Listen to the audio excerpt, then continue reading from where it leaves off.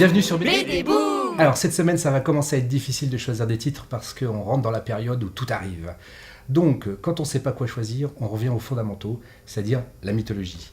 Donc cette semaine, je vais vous parler d'une nouvelle collection chez Glénat qui est sortie depuis un an à peu près et qui reprend, dirigée par Luc Ferry et qui reprend les grands mythes de la mythologie grecque sous forme de bande dessinée avec l'avantage d'être une bande dessinée de qualité, donc un très très beau dessin et adapté à tout public. Donc pas de scènes osées ou qui pourraient choquer les jeunes collégiens. Donc c'est vraiment une collection que je conseille fortement au collège, au lycée et même pour tous les gens qui adorent la mythologie. Les deux derniers titres parus sont le tome 2 de l'Iliade et le premier tome de l'Odyssée. Donc là c'est l'occasion vraiment de rentrer de plein pied dans des histoires qu'on a l'impression de connaître. Parce que c'est dans notre culture, mais l'Iliade en fait est assez peu connue, assez peu de gens, à part quelques hellénistes, l'ont lu en entier. Donc c'est vraiment l'occasion d'aller au fond des choses et de s'apercevoir que l'Iliade ce n'est pas l'histoire de la guerre de Troie, c'est juste l'histoire d'un épisode de la guerre de Troie, qui est la colère d'Achille. Voilà, l'Odyssée est un petit peu plus connue grâce à des films par le passé, etc.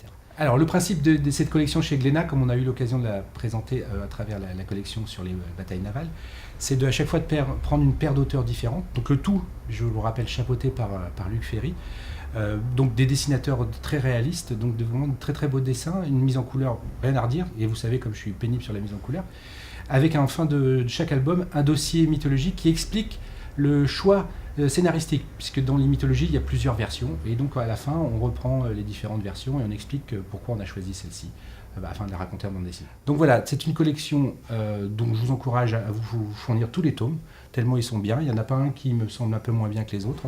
Donc n'hésitez pas, l'Iliade, l'Odyssée, ça sent le cadeau de Noël. BD Boom. Maintenant, peut-être mon titre préféré de la rentrée, Le Premier Homme de Jacques Ferrandez d'après l'œuvre d'Albert Camus. Alors c'est vraiment un titre particulier, je pense que c'est une des rares BD qu'on aura en cette fin d'année qui sera comme ça. Donc c'est adapté de ce roman inachevé d'Albert Camus. Il était en train de l'écrire quand il a eu son fameux accident de voiture et qu'il est décédé. Et il a été publié la première fois en 1994, donc c'est pas si ancien que ça, par sa fille. Donc Jacques Ferrandez reprend ce roman inachevé et en fait une BD totalement achevée. Alors pourquoi ? C'est étonnant. Je pense que c'est parce que c'est dû au langage de la bande dessinée, qui est un langage fait à partir d'ellipses, et donc tout ce qui n'est pas dit finalement sert et nourrit le récit en bande dessinée, et donc c'est le cas dans celui-ci. Donc Jacques Ferrandez retrouve Camus sur le thème de l'Algérie, que Jacques connaît bien puisqu'il a fait 10 tomes dans Carnet d'Orient chez Casterman, 10 tomes depuis 1830 jusqu'à la fin de la guerre d'Algérie.